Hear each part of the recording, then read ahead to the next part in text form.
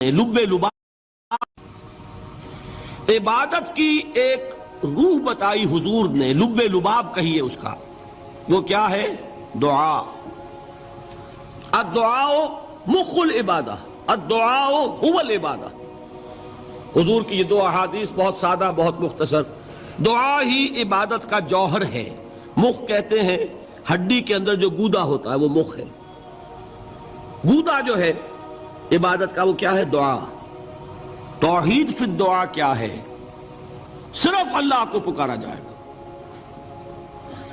اور شرک فی الدعا، جس کو بھی پکاریں گے آپ مدد کے لیے اس کو آپ نے معبود بنایا ہے، کسے باشد۔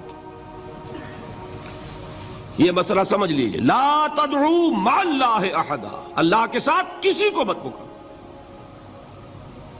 حضور نے فرمایا کہ جوتی کا تسمہ بھی مانگنا ہو تو اللہ سے مانگو۔ اللہ نے تو دروازہ کھولا ہوا ہے، جو چاہو مانگو، کسی اور سے مت مانگو۔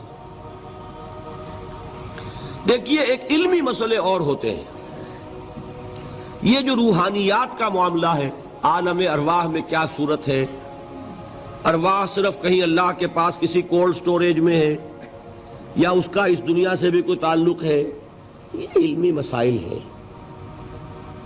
فرض کیجئے اس وقت کوئی ارواح یہاں موجود ہو، فرض کیجئے، میں اس کا انکار نہیں کروں گا، ہو سکتا ہے کہ ہو سکتا ہے کوئی روحانیت والا شخص بتا بھی دے کہ ہاں فلاں کی روح موجود ہے، ہوگی بھائی، اسے نظر آتی ہوگی، ٹھیک ہے۔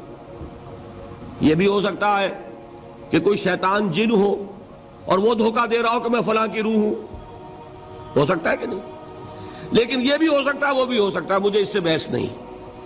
مجھے جس سے بحث ہے وہ یہ ہے کہ مجھے پکارنے کی اجازت نہیں ہے۔ ہوا کرے کسی کی روح موجود ہوا کرے، مجھے میرے رب کی اجازت نہیں ہے کہ میں اسے پکاروں۔ مدد مانگوں گا اللہ سے، دعا کروں گا اللہ سے، استغاثہ کروں گا اللہ سے، تکلیف کے لیے دہائی دوں گا اللہ کی۔ اب اللہ جس سے چاہے کروا دے، کسی روح کو بھیج دے، کسی فرشتے کو بھیج دے، مجھے کیا ہے؟ مجھے آم کھانے ہیں، پیڑ نہیں گننے۔ فلاں روح نے آگے کام کر دیا، کرے بھائی، میرا کام بننا چاہیے۔ اور فرشتہ آ گیا، اس نے کام بنا دیا، کرے، مجھے کیا غرض ہے اس سے، میرا کام بننا چاہیے۔ میرا مسئلہ یہ ہے کہ مجھے پکارنا ہے صرف اللہ۔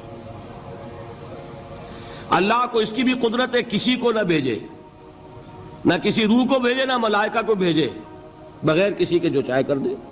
اللہ کا مرضی ہے، وہ چاہے کسی روح کو بھیج دے، کسی فرشتے کو بھیج دے، مجھے اس سے غرض ہی کوئی نہیں۔ مجھے تو اپنی تکلیف کا دور ہونا مطلوب ہے، اس کے لیے میں پکاروں گا۔ سمجھ رہے؟ دیکھیے میں سادہ ترین کر رہا ہوں مسئلہ، عبد القادر جیلانی کی روح یہاں ہے یا نہیں، حضور کی روح انور یہاں ہے یا نہیں، یہ تو علمی مسئلہ ہو گیا نا۔ یہ فرشتے یہاں ہیں کہ نہیں،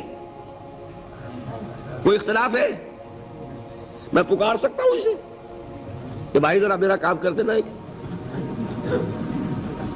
یہ کروں گا تو شرک۔ موجود ہیں کرامن کاتبین ہے کہ نہیں؟ موجود ہونا نہ ہونا یہ مسئلہ علمی۔ جو اصل میں شرک سے متعلق مسئلہ ہے وہ یہ ہے کہ پکارنے کی اجازت نہیں۔ دیکھیے حضور کی ایک حدیث ہے، اور یہ ایک ہمارے لیے خوشخبری ہے۔ آج 8واں دن ہے، آپ اپنی نیند کی قربانی دے رہے ہیں، آ رہے ہیں، سن رہے ہیں۔ یہ حدیث بھی سن لیجئے، بشارت والی حدیث ہے۔ مجتمع قوم فی بیت من بیوت اللہ، نہیں جمع ہوتے کچھ لوگ اللہ کے گھروں میں سے کسی گھر میں۔ اس کا مصداق اول تو مسجد ہوگی، لیکن تقریباً تمام محدثین نے مانا ہے کہ صرف مسجد تک محدود نہیں ہے، سب گھر اللہ کے ہیں۔ یہ جگہ کس کی ہے؟